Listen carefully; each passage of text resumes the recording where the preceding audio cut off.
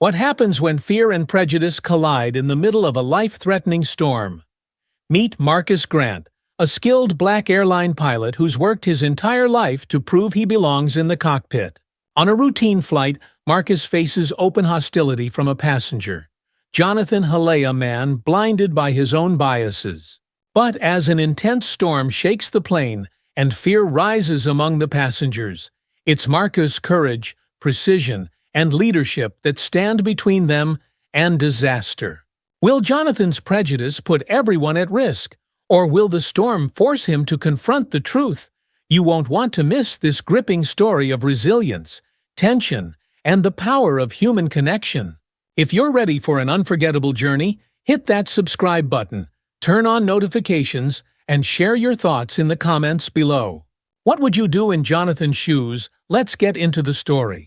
The soft buzz of the alarm clock stirred Marcus Grant from his sleep. He blinked into the morning light spilling through the blinds, his mind slowly coming to terms with the day ahead. Today was like any other for him, except that it wasn't. It was always the same routine: get up, pack his bag, suit up in his captain's uniform, and head to the airport. Yet there was a weight that came with every flight. It wasn't about the responsibility of flying hundreds of passengers across the country. That part he was used to. It was the looks, the stares, and the doubt that seemed to follow him wherever he went. Marcus sighed, pushing himself out of bed. He stretched, his tall frame unwinding from the night's rest. A faint smile touched his lips as he caught a glimpse of the picture on his nightstand, his father, standing tall in his military uniform beside a younger version of Marcus. It was from the day Marcus graduated from flight school, a moment he would never forget. His father had been his hero, a man who had served with distinction in the Air Force and had taught him everything about courage and discipline. "You belong up there," his father had said to him that day. "No one can take the sky away from you." Those words echoed in Marcus' mind as he moved through the quiet of his house. Or at least she thought he was. She was the anchor that kept him grounded. Her unwavering support was something Marcus never took for granted, especially on days when the world outside seemed too heavy to face. "You're up early," Rachel said with a smile, setting a plate of eggs and toast on the table. "Big flight today." Marcus nodded, sitting down. "Los Angeles to New York. Long haul."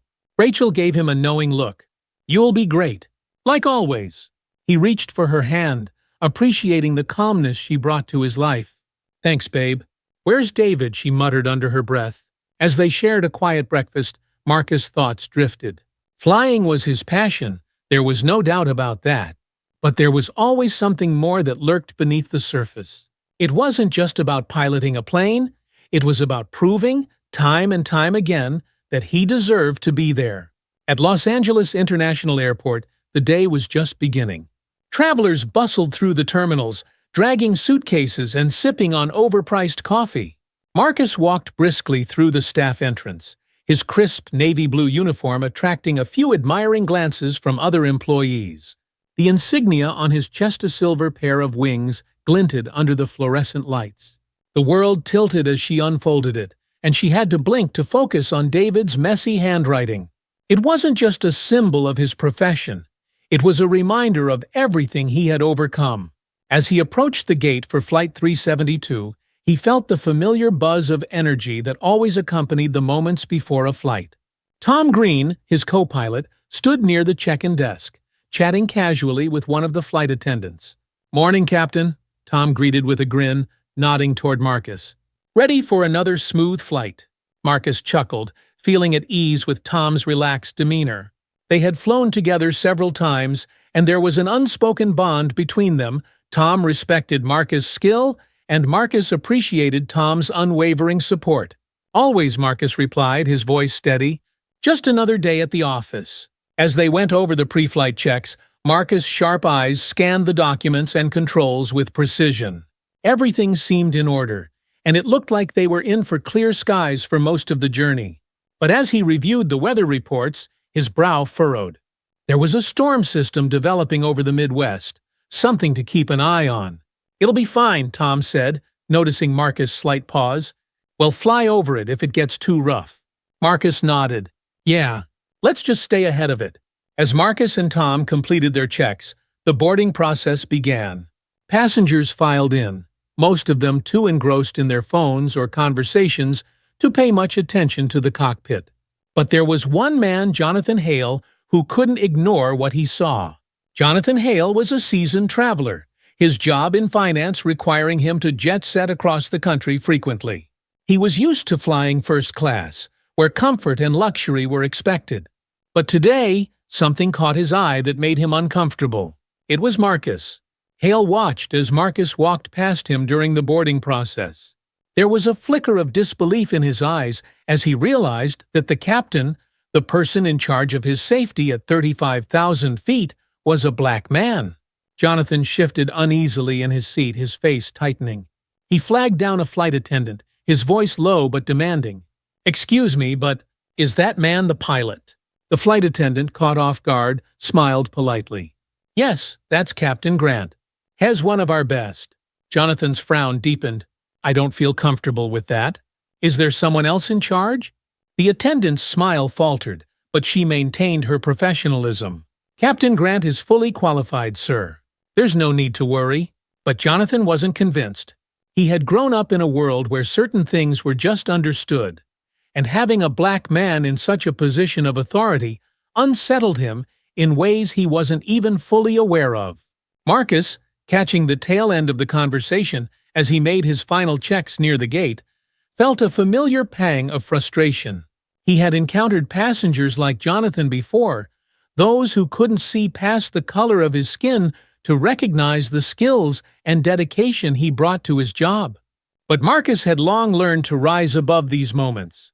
He tightened his grip on the tablet in his hands, taking a deep breath. Tom noticed the tension and leaned over. "You good?" Marcus gave a short nod. "Yeah, let's just get these people to New York." With the passengers settled in, Marcus and Tom took their positions in the cockpit. The plane hummed to life as the engines powered up, and within moments they were taxiing down the runway. Marcus' hands moved deftly over the controls, his training and instincts taking over. Cleared for takeoff, the voice from the control tower crackled through the radio. "Roger that," Marcus replied, his voice steady. He pushed the throttle forward, feeling the power of the engines surge as the plane lifted off the ground. As they climbed into the sky, the world below shrank, and Marcus felt the familiar rush of freedom that always came with flying. Up here, it didn't matter who you were or where you came from. Up here, it was just you, the plane, and the endless horizon. For a few minutes, everything was smooth. The passengers settled in, and the plane cut through the clouds with ease. But Marcus' mind was still on Jonathan Hale. He could feel the weight of the man's judgment pressing against him, even from behind the closed door of the cockpit. It wasn't the first time Marcus had been in this situation, and he knew it wouldn't be the last. Tom glanced over at him. "You're thinking about that guy, aren't you?" Marcus sighed. "You know I try not to let it get to me, but yeah, it's there." Tom shook his head. "He doesn't know what he's talking about. You're the best pilot I've flown with." "Thanks," Marcus said, appreciating Tom's words. "But it's not about proving him wrong. It's about doing the job right. For everyone on this plane." And Marcus knew that's exactly what he would do. The storm ahead might test his skills, but he was ready for it, both the one in the sky and the one brewing in the cabin. Hours into the flight, Marcus checked the weather updates. The storm system had intensified, moving faster than anticipated. Turbulence warnings began to flash across the monitors. Marcus' jaw tightened as he prepared to adjust their course. In the cabin, Jonathan Hale was restless. He had been monitoring every jolt and bump of the plane with increasing anxiety. The turbulence started out mild, but as the flight continued, the shaking grew more pronounced. Jonathan clenched his armrests, his knuckles turning white. A murmur of concern spread through the passengers, and flight attendants began securing the cabin for what was looking like a rough ride. Jonathan, feeling the plane shudder again, turned to the flight attendant near him. "This is ridiculous," he muttered.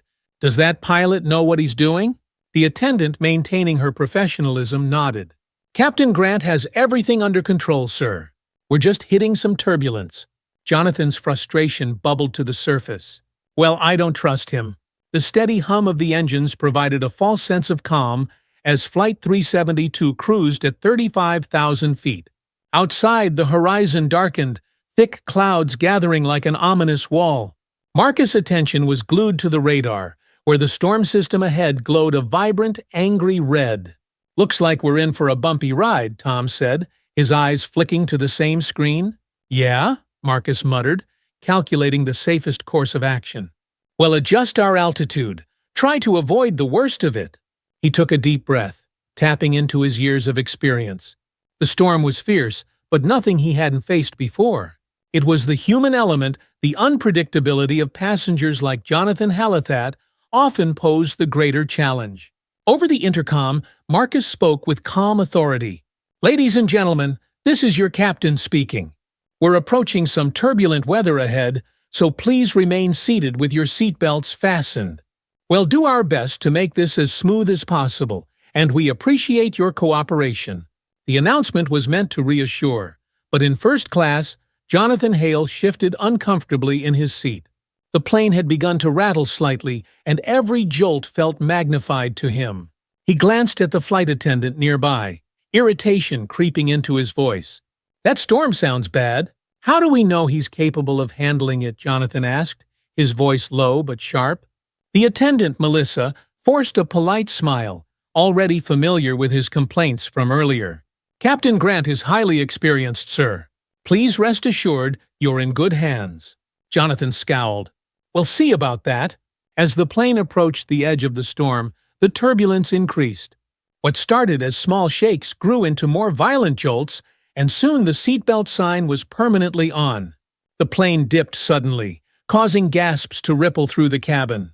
Jonathan clenched the armrests, his face a mask of barely concealed fear. The intercom crackled again. "This is Captain Grant. We're adjusting our altitude to avoid the worst of the storm, but it may get a little rough for the next 20 minutes. Please remain calm and keep your seatbelts fastened." But Jonathan wasn't calm. He could feel the panic rising in his chest with every bounce and shake of the plane. His distrust in Marcus, rooted in his deep-seated prejudice, had now grown into outright fear. He pressed the call button furiously until Melissa appeared. "I need to talk to the captain," Jonathan demanded, his voice louder now. The other passengers in first class shifted uncomfortably, sensing the tension.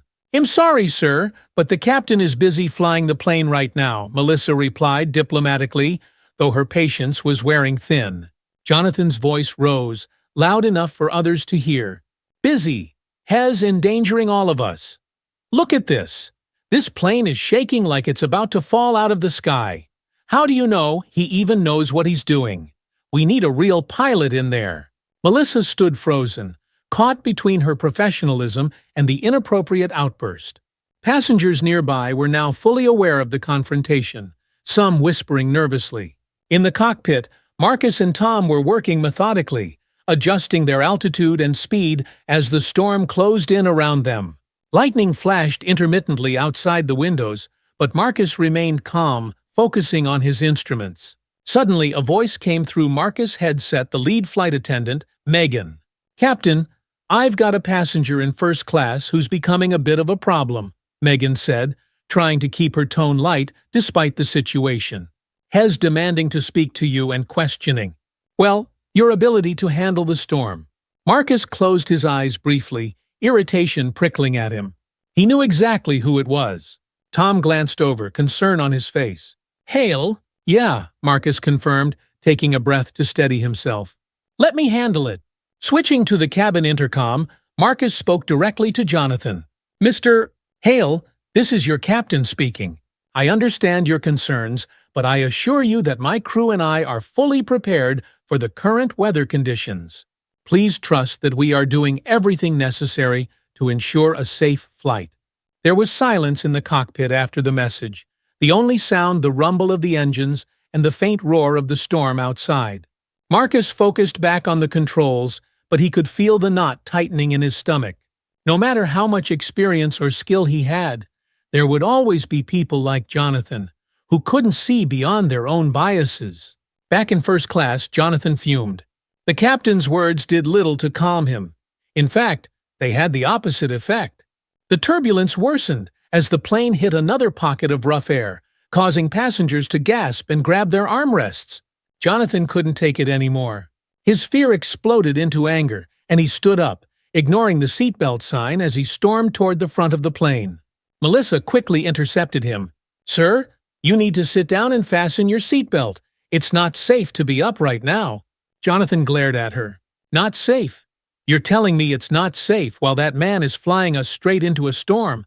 I need to speak to someone in charge. Not—" He bit his tongue before saying something he might have regretted. His prejudice was simmering just beneath the surface, barely contained by a thin veneer of respectability. Melissa stood her ground, her voice firm but calm. "Sir, please return to your seat. The captain has everything under control." But Jonathan wasn't having it. He could feel his control slipping away, the storm inside him now as fierce as the one outside the plane. Under control, he scoffed. "Do you think I don't know what's going on here? You think I'm too stupid to see it?" Jonathan's raised voice was drawing attention from other passengers, some watching with concern, others trying to tune out the unfolding scene. "He's not qualified to be up there, and we all know it," Jonathan spat, his voice seething with thinly veiled racism. "We're all in danger because of him." Melissa's face tightened, her patience officially gone. "Sir, this is your final warning. If you don't return to your seat, we'll have to take action when we land. Please calm down." Jonathan's mouth opened as if to argue further, but he hesitated, glancing at the other passengers. Their expressions weren't sympathetic anymore. Some looked angry, others visibly upset. For the first time, Jonathan felt the weight of judgment turned on him. In the cockpit, the situation was just as tense, though for completely different reasons. Marcus and Tom were in the thick of it now. The storm was stronger than expected, and the turbulence was shaking the plane more violently with each passing minute. Lightning flashed outside, briefly illuminating the dark rolling clouds that surrounded them. "Altitude holding steady," Marcus said, his hands gripping the yoke firmly. His voice was calm, but his jaw was set. He was in complete control, though the storm was testing every bit of his skill and experience. Tom glanced at the radar. "We've got about 15 more minutes of this before we hit clear skies." "Good," Marcus replied. "Let's keep the descent steady. No sudden movements." Despite the turbulence, Marcus remained focused. He had been in worse situations before, both in the air and on the ground. This storm, both literal and figurative, would pass, just like the others. "Flight control says we're clear to drop another 2,000 feet if needed," Tom informed him, checking the latest communication. Marcus nodded, making the adjustments with precision. Every movement was calculated, steady. There was no room for mistakes, especially not when lives were in his hands. He had trained for this. He had lived for moments like these, where his skill and instincts took over. For a brief moment, as he adjusted their course, Marcus' thoughts flickered back to Jonathan Hale. He could sense the man's anger, even through the walls of the cockpit. But it wasn't Jonathan's anger that bothered him, it was what lay beneath it. Fear, distrust, prejudice. "I've got this," Marcus muttered to himself, though Tom heard him. "I know you do," Tom replied quietly, his confidence in Marcus unwavering. The plane dipped again as another wave of turbulence hit, but Marcus stayed calm, guiding the aircraft through the worst of it. The storm was intense, but Marcus knew that just beyond the clouds, clear skies waited. The storm intensified as Flight 372 continued its course across the Midwest. In the cockpit, Marcus and Tom worked in sync, adjusting altitude and speed to minimize the turbulence, but the storm was relentless. The shaking grew worse, and the plane dipped and swayed, causing passengers to grip their seats in panic. Jonathan Hale sat back in his seat now, his face pale as he gripped the armrests. His earlier bravado had faded into silence, replaced by fear as the plane jolted violently again. He no longer spoke, but his thoughts raced, filled with doubt and blame directed at the man in the cockpit. In the front of the cabin, Megan, the lead flight attendant, moved down the aisle, checking on passengers and securing anything loose. Her face was calm, but her hands moved quickly, betraying the tension she felt. She stopped by Jonathan's seat and leaned down slightly. "Are you okay, sir? Would you like some water?" Jonathan shook his head, not trusting his voice to remain steady. For the first time in hours, he didn't have a retort. He just wanted the plane to land safely. Back in the cockpit, Marcus' hands moved with the precision of years of training and experience. He could feel the tension in the plane, but his focus was absolute. The storm roared around them, but Marcus was steady, guiding the plane with calm determination. "We're almost through," Tom said, glancing at the radar. "Another 5 minutes and we should be in the clear." Marcus nodded, his eyes never leaving the controls. He could feel the weight of every soul on board, the responsibility pressing on him like the turbulence outside. But he never faltered. This was his element. This was where he belonged. As the minutes ticked by, the turbulence finally began to ease. The violent shaking subsided, and the storm clouds gradually gave way to clearer skies. Marcus let out a slow breath as the worst of the storm passed, and the plane settled into a smoother flight. "We made it," Tom said, relief evident in his voice. "Yeah," Marcus replied quietly, the tension in his body slowly unwinding. "We made it." The tension in the cabin was palpable. Though the turbulence had momentarily eased, passengers were still on edge. Marcus, seated in the cockpit, allowed himself a brief moment of relaxation. He had steered the plane through the worst part of the storm war, so he thought. The radar showed that another, more intense storm cell loomed ahead. "Looks like round 2 is coming," Tom said, glancing at Marcus. Marcus' fingers tapped rhythmically on the yoke. He didn't like the looks of the new storm. It was growing faster than anticipated, and the lightning strikes on the radar indicated severe weather. He could feel the weight of responsibility growing with every minute. "I think we'll need to descend sooner than we planned," Marcus said. "We can drop below the worst of it, but it's going to get rough." Tom nodded, understanding the gravity of the situation. He trusted Marcus completely, but he knew the risks involved with making rapid altitude adjustments. It required precision, and in a storm like this, anything could go wrong. Marcus had proven time and again that he had the skill to handle it, but it didn't make the coming minutes any easier. "I'll let the cabin crew know," Tom said, reaching for the intercom to alert the flight attendants. As Marcus prepared to make the descent, his mind flashed briefly to Jonathan Hale. The man had been a thorn in his side throughout the flight, but Marcus knew that Jonathan's fear was the root of his outbursts. Jonathan didn't trust Marcus not because of anything he'd done, but because of the color of his skin. Marcus shook his head slightly, focusing back on the instruments. There was no time for personal battles. Right now, his only priority was getting everyone through the storm safely. Meanwhile, in first class, Jonathan Hale's anxiety was reaching a boiling point. The temporary relief from the turbulence had done nothing to ease his growing sense of dread. He could feel the plane beginning to descend, and the slight drop in altitude sent a fresh wave of panic through him. "What are they doing?" Jonathan muttered under his breath, his voice thick with fear. "We're going down." Melissa, the flight attendant who had been dealing with Jonathan's complaints all flight, walked past him, checking on the passengers and ensuring everyone was seated with their seatbelts fastened. Jonathan grabbed her arm as she passed, his grip firm. "What's going on?" he demanded, his eyes wide with fear. "Why are we going down?" Melissa looked down at his hand on her arm, her expression controlled but firm. "Sir, please let go. The captain is adjusting our altitude to avoid the worst of the storm. Everything is under control." Jonathan shook his head, his grip tightening. "How can you say that? Do you even know if he's qualified to handle this?" Melissa's patience had worn thin, but she remained calm. "Captain Grant is one of the most experienced pilots we have. Please trust that he's doing everything to keep us safe." But Jonathan wasn't listening. His fear had completely overtaken him, and all he could think about was the storm, the turbulence, and the man in the cockpit whom he didn't trust. "We're going to crash," Jonathan muttered under his breath, his mind spiraling into worst-case scenarios. Back in the cockpit, Marcus was fully focused on the task at hand. The plane had begun its descent, and Marcus could feel the pressure change as they dropped into a lower altitude. The storm clouds thickened around them, and the plane started to shake violently once more. Lightning flashed in the distance, illuminating the dark clouds with a sudden, blinding light.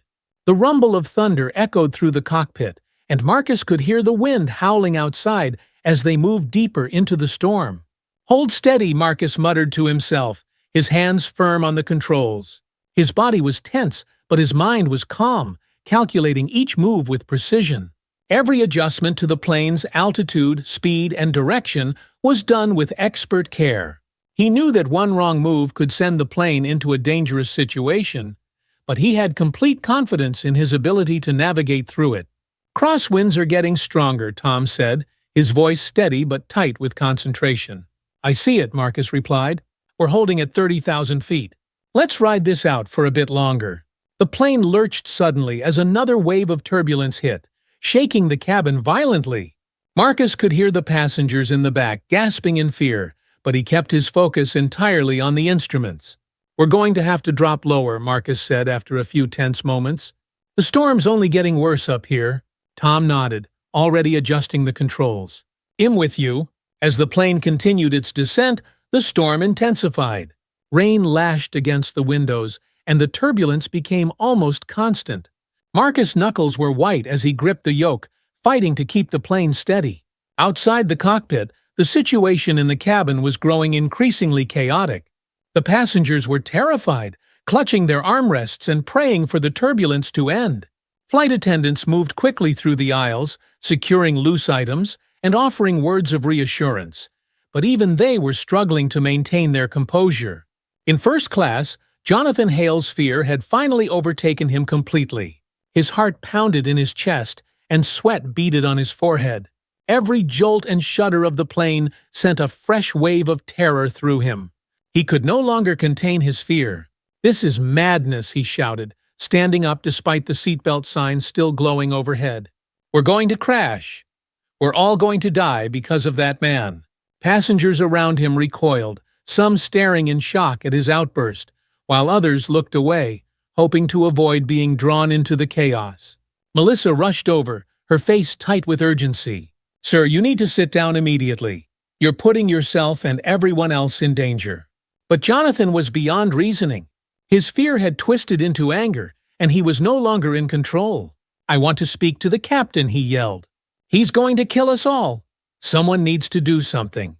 Melissa reached for the intercom, preparing to call the cockpit, but before she could, another wave of turbulence hit.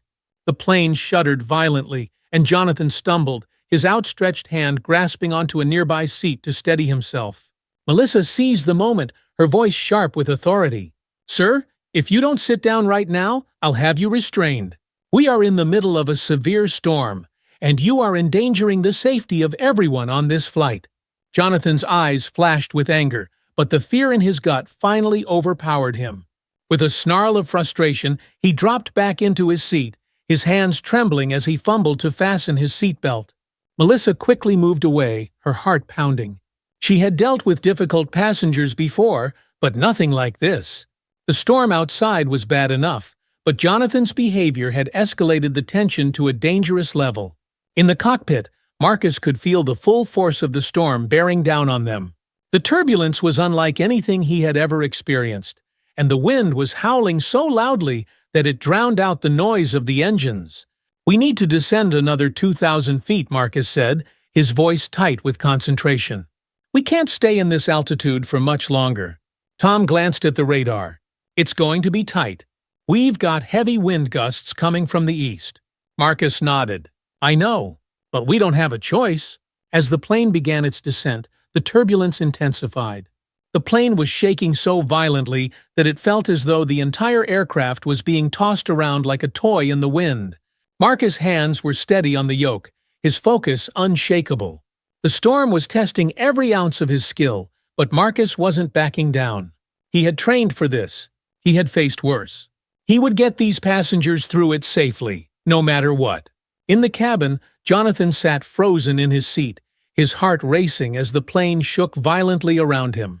He could hear the other passengers murmuring in fear, could feel the tension in the air as everyone waited for the storm to end. For the first time, Jonathan felt truly powerless. His earlier bravado, his anger, and his prejudice had all crumbled in the face of the storm. Now all he felt was fear. Fear of the unknown. Fear of what was happening outside the plane.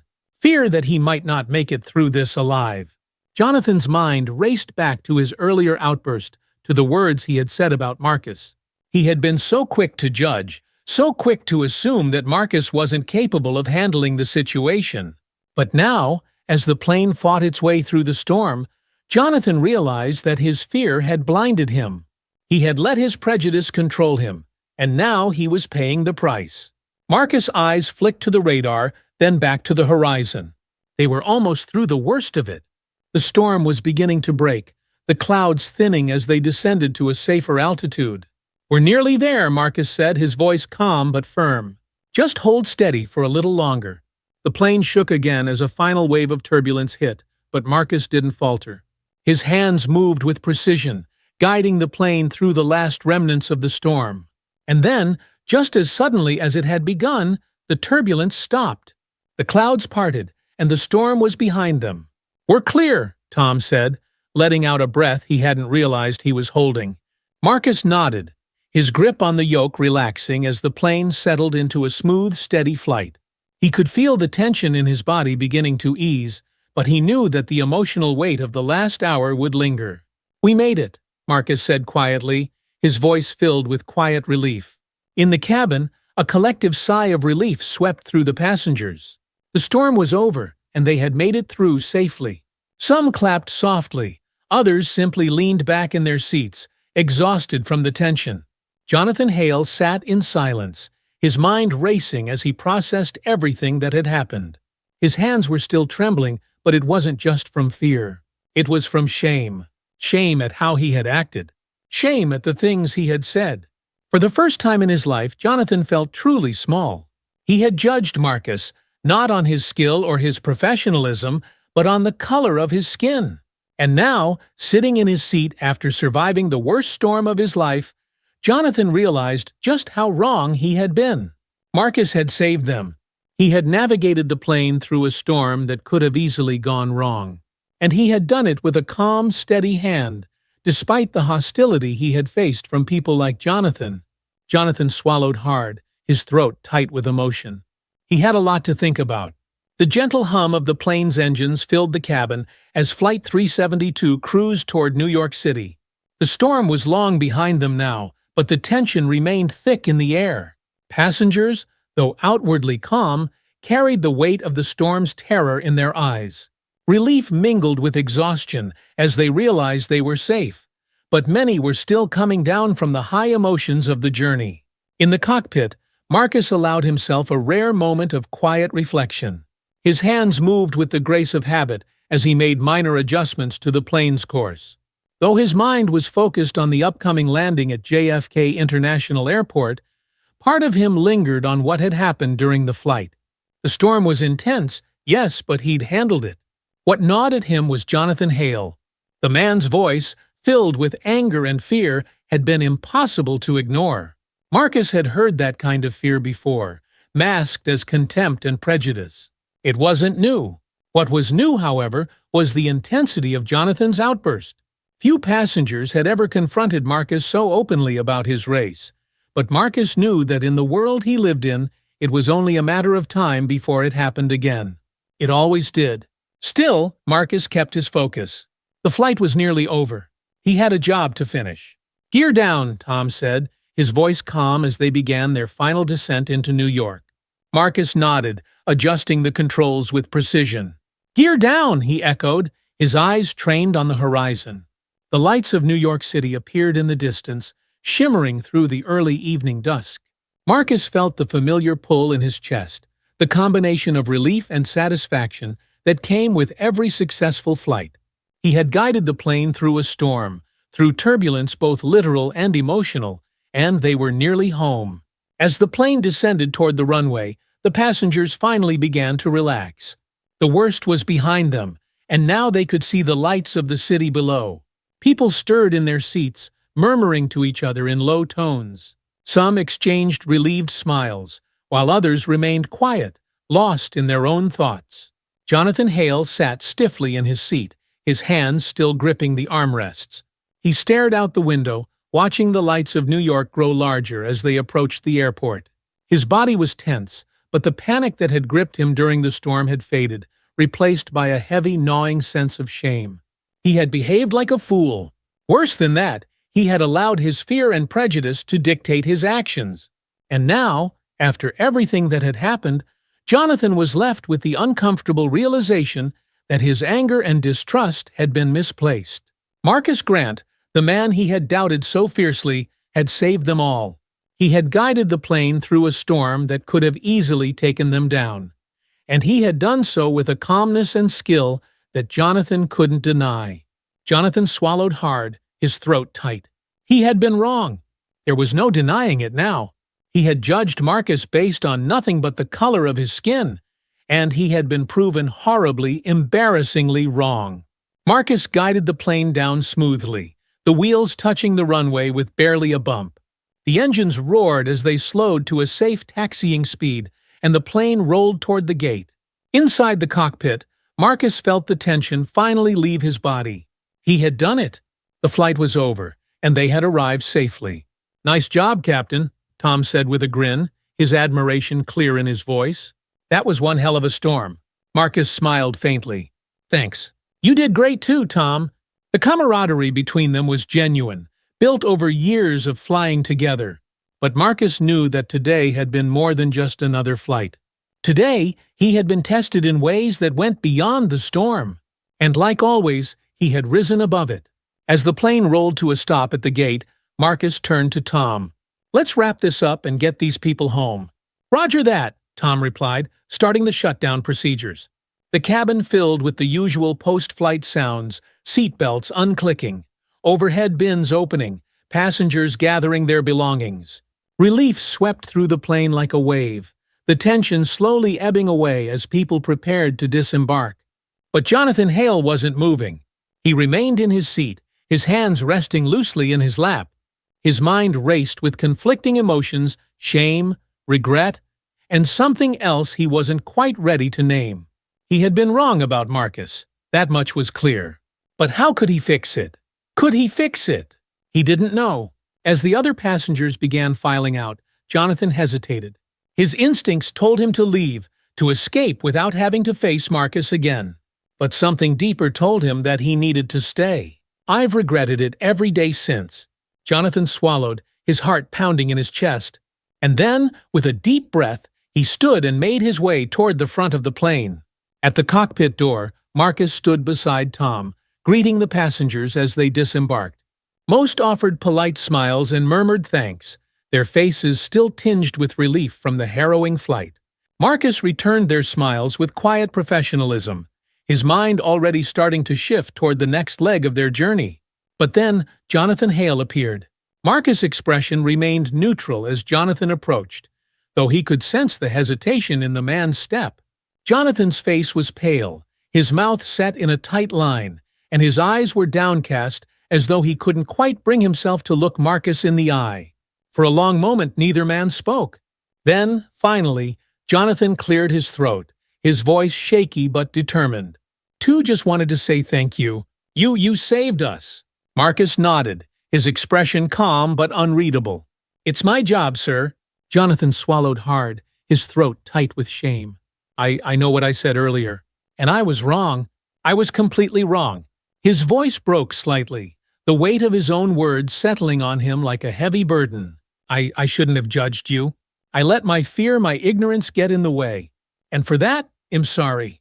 Marcus looked at him for a long moment, his gaze steady. He had heard apologies like this before, people who realized too late that they had been blinded by prejudice. It was a familiar pattern. But something in Jonathan's voice told Marcus that this apology was different. It wasn't just about the storm, it was about something deeper. Marcus took a breath, his voice calm but firm. "Thank you for saying that." Jonathan nodded, looking as though he had more to say, but couldn't quite find the words. He hesitated for a moment, then gave Marcus a small, awkward nod before turning to leave. As Jonathan walked away, Marcus stood quietly at the cockpit door, watching him go. It wasn't a perfect resolution, but it was something. And sometimes that was enough. The passengers had all disembarked, and the plane was finally quiet. Marcus and Tom finished their final checks in the cockpit, the hum of the engines now a distant memory. "That was something, huh?" Tom said, leaning back in his seat with a sigh. Marcus nodded, his mind still processing the events of the flight. Yeah, it was. That guy, Hale, Tom continued, glancing at Marcus. Think he'll change? Marcus was quiet for a moment, then shrugged. I don't know. Maybe. Maybe not. Tom nodded, understanding. You handled it well, though. You always do. Marcus offered a faint smile, though it didn't quite reach his eyes. Thanks, Tom. As they gathered their things and prepared to leave the plane, Marcus felt a strange mix of emotions. Relief, exhaustion, and something that felt like hope. It wasn't the first time Marcus had faced prejudice in the cockpit, and it wouldn't be the last. But today had been different. Today, he had confronted it head-on, not with anger or bitterness, but with quiet strength and professionalism. And in the end, he had provenance again that he belonged here. He had earned his place in the sky, and nothing, not even the deepest prejudice, could take that away from him. The airport buzzed with the usual controlled chaos of passengers rushing to their next destination, announcements echoing overhead, and the distant hum of jet engines. But for Marcus Grant, the noise seemed distant as he walked through the terminal toward the crew lounge. His body was weary, but his mind was still processing everything that had happened during the flight. Tom walked beside him, carrying his flight bag and chatting casually about their next assignment. But Marcus was only half listening, his thoughts drifting back to the confrontation with Jonathan Hale. The man's apology, though brief and awkward, had left a lasting impression on Marcus. He had heard apologies before passengers who realized, after facing a crisis, that their judgments had been wrong. But something about Jonathan's apology felt different, more sincere. Earth to Marcus, Tom said, waving a hand in front of Marcus' face with a grin. You all right, man? You've been in your head since we landed. Marcus blinked, snapping back to the present. He gave Tom a tired smile. Yeah, just thinking. About Hale, Tom guessed, his expression turning serious. Marcus nodded. Yeah, I've dealt with people like him before, but something about today just hit different. Tom nodded, understanding. It was intense, no doubt. But you handled it like a pro, as always. The guy apologized, right? That's more than most people do. Marcus chuckled softly. Yeah, he did. Not sure if it changes anything, though. Tom shrugged. Maybe it doesn't. But you did your part. You got everyone through that storm safely. That's what matters. Marcus appreciated Tom's words. As they walked into the crew lounge, Marcus let out a long breath. It felt good to be back on solid ground, away from the chaos of the skies. But even as he sat down to rest, he knew that the challenges he faced up there weren't over. They never were. Later that night, Marcus returned home to his wife, Rachel. The moment he stepped through the door, the familiar warmth of their small house washed over him, and he felt a wave of relief. This was his sanctuary, the place where he could let go of the weight he carried every day. Rachel greeted him with a hug, her arms wrapping around him tightly. Rough flight, she asked, sensing the tension in his body. Marcus nodded, his chin resting on her shoulder. Yeah, we hit a storm and things got pretty intense. Rachel pulled back slightly, searching his face with concern. Are you okay? Marcus offered her a tired smile. I'm fine. Just had a passenger who wasn't too happy about me being the one flying the plane. Rachel's expression softened with understanding. She knew all too well what Marcus dealt with in his career, the doubts, the stares, the comments. But she also knew how strong he was, how he faced it all with quiet dignity. You always prove them wrong, Rachel said, her voice soft but firm. Every time. Marcus nodded, though the weight of the day still clung to him. He walked into the living room and sank onto the couch, his mind replaying the events of the flight. Rachel joined him, sitting beside him and taking his hand in hers. For a long moment, they sat in silence, the only sound the faint hum of the city outside their window. I had a passenger today, Jonathan Hale, Marcus said finally, his voice low. He apologized, said he was wrong to judge me. Rachel raised an eyebrow, surprised. He apologized. Marcus nodded. Yeah, it was awkward, but I think he meant it. Rachel squeezed his hand gently. That's something, isn't it?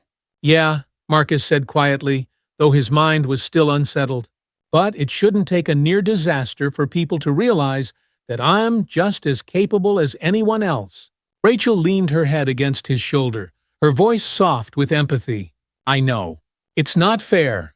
But every time you fly, every time you get people through a storm like that, you're changing minds. Even if it's just one person at a time." Marcus let her words sink in. She was right, of course. Change was slow, often agonizingly so. But it happened, little by little, in moments like the one with Jonathan Hale. "I guess," Marcus murmured, his eyes drifting to the window. "But sometimes it feels like it'll never be enough." A week later, Marcus was sitting at the breakfast table, sipping his morning coffee and going over his flight schedule for the day. It was a routine he had perfected over the years, waking up early, checking the weather reports, mentally preparing for another day in the skies. But this morning, something different happened. The mail arrived, and among the usual stack of bills and advertisements was a small plain envelope addressed to Marcus in neat handwriting. He didn't recognize the sender, but curiosity piqued his interest. Opening the letter, Marcus unfolded the paper inside and began to read. "Dear Captain Grant, I don't know if you remember me, but I was on your flight from Los Angeles to New York last week. I'm the man who made a fool of himself." Marcus' eyes widened slightly as he continued to read, realizing who the letter was from. "I've thought a lot about what happened on that flight. I thought about the things I said, the way I acted, and I realized how wrong I was. I let my fear and my own ignorance cloud my judgment. I judged you before I even knew you, and for that, I'm deeply sorry. You saved us. You kept us safe during one of the scariest moments of my life, and he'll never forget that. But what he'll also never forget is the way I treated you. I don't expect forgiveness, but I wanted to let you know that I'm trying to be better. I'm trying to see beyond my own biases, and I owe that to you. Thank you for doing your job, and for doing it with grace, even when people like me don't deserve it. I have a lot of work to do on myself, but I hope that this letter is a start. Sincerely, Jonathan Hale." Marcus sat back in his chair, the letter resting in his hands. He stared at the words, a mixture of emotions swirling inside him. He hadn't expected this, not from Jonathan Hale. For a moment, he didn't know what to feel. Relief, gratitude, sadness. Rachel walked into the kitchen, noticing the thoughtful look on Marcus' face. "What's that?" she asked, nodding toward the letter. Marcus handed it to her without a word, and Rachel read it silently. When she finished, she looked up at him, her expression soft with understanding. "Wow," she said quietly. "That's big." Marcus nodded, though his voice remained quiet. "Yeah, it is." Rachel sat down across from him, her hand reaching for his. "How do you feel?" Marcus thought for a long moment, his eyes drifting back to the letter. "I don't know. It's nice to hear that he's trying to change, but I guess I'm just tired. Tired of having to prove myself. Tired of having to wait for people to realize I'm just as good as anyone else." Rachel's hand squeezed his gently. "I know. But you are changing things, Marcus. This letter is proof of that. It may not feel like enough, but it's a step. And that's something." Marcus nodded slowly, his mind still processing. The letter from Jonathan Hale was a small victory in a much larger battle. But maybe Rachel was right. Maybe it was enough for now. A few days later, Marcus stood in front of the large windows at the airport, watching as planes took off and landed against the backdrop of a clear blue sky. His next flight was set to depart in an hour, and he had already gone through his usual pre-flight checks. But today, as he stood there, his mind wasn't on the technical details of the flight. It was on the letter. It was on Jonathan Hale, and it was on the countless other passengers who had judged him in silence over the years. For a long time, Marcus had carried the weight of those judgments with him, each one a small scar that never fully healed. But now, as he stood at the window, watching the plane soar into the sky, he felt something shift inside him. He wasn't just a black man in a pilot's uniform. "No, it's not," she agreed. "He was a pilot. A damn good one. And that's all that should matter." Marcus turned away from the window, heading toward the gate where his plane waited. As he walked, his mind cleared, his steps steady. The challenges he faced both in the air and on the ground were far from over. There would always be storms. There would always be people like Jonathan Hale, but there would also be people who could change. People who, like Jonathan, could learn to see beyond their own prejudice. And for every letter like Jonathan's, for every small victory, Marcus knew that he was making a difference. As Marcus approached the plane, the familiar excitement stirred in his chest. The sky was calling, and he was ready to answer. He belonged here among the clouds, in the cockpit, where skill and courage mattered more than anything else. And no storm, no prejudice, could take that away from him. As Marcus settled into the captain's seat, his hands moved over the controls with practiced ease. Tom, already seated beside him, gave him a nod and a grin. "Ready for another one, Captain?" Marcus smiled, a quiet confidence in his eyes. "Always." The engines roared to life, the plane humming with power as it prepared for takeoff. Marcus felt the familiar rush of adrenaline as he guided the aircraft onto the runway, his heart steady, his mind clear. With a final check of the instruments, Marcus pushed the throttle forward, and the plane began to roll. The ground sped by in a blur, and within moments they were airborne, soaring into the sky. Marcus glanced out the window, watching as the city below grew smaller, the clouds parting to reveal a vast, endless blue horizon. Up here in the skies, he was free. Free from the weight of judgment, free from the constraints of the world below. He was a pilot, and he was exactly where he was meant to be. Thank you for joining us on this powerful journey with Marcus Grant, a story of courage, resilience, and overcoming prejudice. If this story inspired you or made you think about the challenges we all face in life, don't forget to like this video, subscribe to our channel, and turn on notifications so you never miss an update. We love hearing your thoughts. Drop a comment below and let us know what you think about Marcus' journey. Have you ever faced a challenge where you had to rise above doubt or fear? How did you handle it? Share your stories with us. By subscribing, you help us continue to bring you more stories that inspire, challenge, and remind us all of the power of perseverance. Thanks again for watching, and well, see you in the next story. This was exactly what she had wanted, the chance to prevent others from going through what she had experienced. Tanya was equally enthusiastic. "Well, organize another rally," she said, her eyes alight with determination. "This time, we're not just demanding justice for you. We're demanding changes that will protect everyone." The rally, held in front of the courthouse, drew even larger crowds than the first one. Alyssa stood at the center of it all, feeling the energy of the people around her, people who believed in what she was fighting for, people who wanted to see real change. This time, Alyssa felt stronger. She wasn't just fighting for herself anymore. She was fighting for the countless others who had been silenced, ignored, and mistreated. As she took the stage to speak, the crowd quieted. Alyssa's voice rang out clear and steady. "I stood here months ago to tell you my story. Today, I'm here to tell you that the fight for justice isn't over. It's not just about what happened to me. It's about what happens every day to people who look like me, people who live with disabilities, people who are treated like they don't belong." The crowd cheered, their voices rising in support. "We deserve to be treated with dignity and respect, no matter who we are or where we come from," Alyssa continued. "And we won't stop until the system changes, until officers are held accountable, until our communities feel safe, and until everyone is seen for who they are, not just the assumptions made about them." As the rally continued, Alyssa felt a renewed sense of purpose. She knew there was still a long road ahead, but she also knew she wasn't walking it alone. In the months that followed, Alyssa and Ethan's lives slowly began to return to a sense of normalcy. The media attention faded, and the constant pressure of the trial eased. But Alyssa's fight for justice didn't end, it simply shifted. She and Ethan became advocates, speaking at events, partnering with civil rights organizations, and working with local lawmakers to push for reforms in police training. Their case became a touchstone for broader conversations about race, disability, and the treatment of marginalized communities. For Alyssa, the most important change was within herself. She had gone from feeling powerless to finding her voice, and now she was using that voice to help others. Her strength, which had been tested in ways she never imagined, had only grown stronger.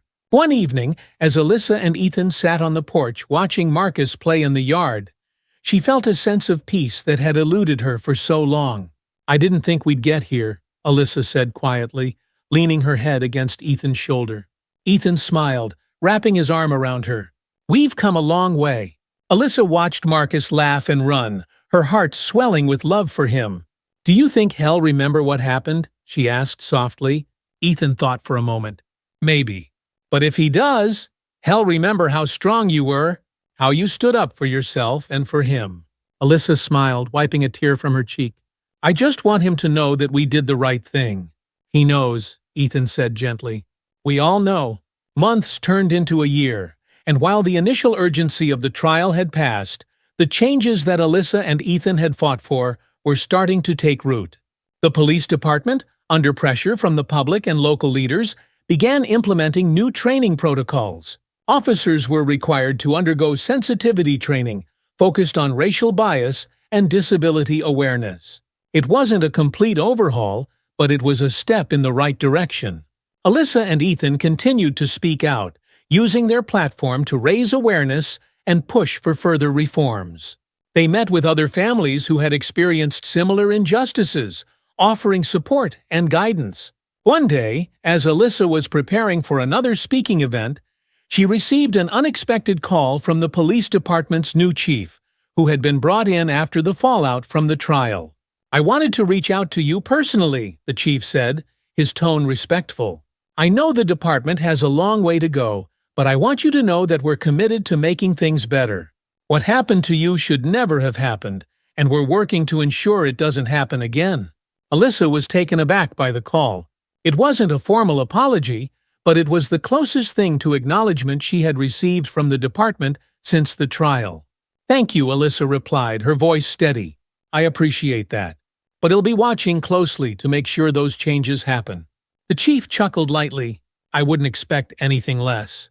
As Alyssa hung up the phone, she felt a sense of closure that had been missing for so long. The journey wasn't over, but for the first time, she felt like real progress was being made. On a crisp autumn afternoon, Alyssa, Ethan, and Marcus returned to Greenview Amusement Park.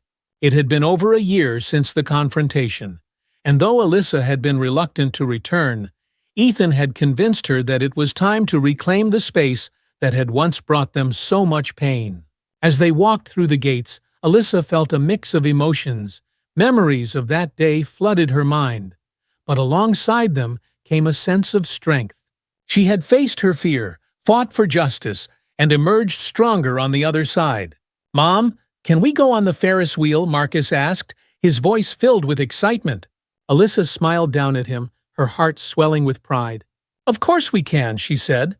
"Let's go." As they approached the ride, Alyssa noticed the park had made some changes. The accessibility lines were more clearly marked, and staff members greeted them with warmth and respect. It was a small but significant Victoria sign that slowly but surely things were changing. As the Ferris wheel lifted them into the sky, Alyssa looked out over the park, the sun casting a warm glow over the landscape. She glanced at Ethan, who smiled back at her, and then at Marcus, whose laughter filled the air. In that moment, Alyssa felt a deep sense of peace. She had fought for herself, for her family, and for justice. And while the fight was far from over, she knew they were heading in the right direction. They had faced the odds and emerged stronger, and now, together, they looked to the future with hope. The story of Alyssa and Ethan's fight for justice became a symbol of hope and resilience. It wasn't just about one incident, it was about standing up against a system that too often overlooked the people it was meant to protect. Their story inspired others to come forward, to share their own experiences, and to demand better from the institutions that were supposed to serve them. Alyssa's journey wasn't easy, but in the end, she had found her strength not just for herself, but for her family and her community. And while the fight for justice continued, Alyssa knew that together they could make a difference.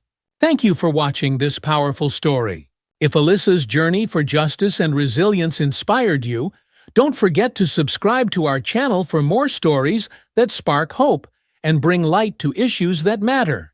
Hit the notification bell so you won't miss our next upload, and let us know your thoughts in the comments. Your voice matters in the ongoing fight for change. Stay tuned for more stories that uplift, inspire, and push for a better tomorrow. He paused, locking eyes with the jury. We have a chance today to show that Silver Creek is a place where everyone is valued, where justice prevails. Let's not waste that chance. The jury's decision, when it came, was a victory for Ethan's client and for the town as a whole. The verdict sent a clear message: Silver Creek was ready to move forward, to embrace the values of equality and justice that Ethan and Nia had fought so hard for. The victory in the courtroom marked the beginning of a new chapter for Silver Creek. Slowly but surely, the town was becoming a place where people felt safe to speak out, to stand up for what they believed in. It wasn't perfect. There were still moments of tension, still pockets of resistance, but the progress was undeniable. Ethan and Nia, though still facing challenges, felt a sense of peace they hadn't known in a long time.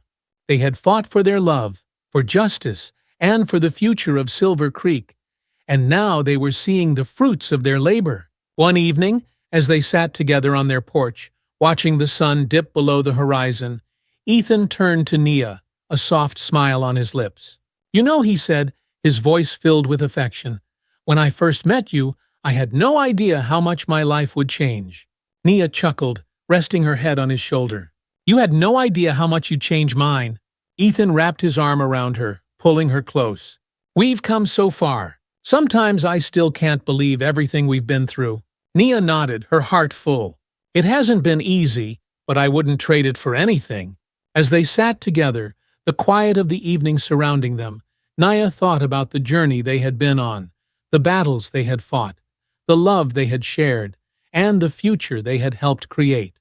Silver Creek was changing, and so were they. A few weeks later, the community held a town-wide celebration to honor the progress that had been made. The event, organized by Nia and Martha Sullivan, was a way to bring everyone together, to celebrate the town's journey toward inclusion and justice. The celebration was held in the town square, where people from all walks of life gathered, young and old, black and white, conservative and progressive. It was a symbol of how far Silver Creek had come, and a reminder that the town's future was something everyone could help shape.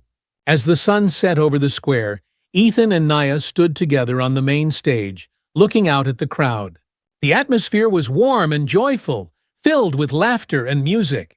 It was a moment of triumph, a testament to the power of love, community, and perseverance. Martha Sullivan took the microphone, her voice carrying across the square. "Tonight, we're celebrating more than just the progress we've made. We're celebrating the people who made that progress possible. People like Ethan and Nia, who showed us what it means to stand up for what's right, even when it's hard."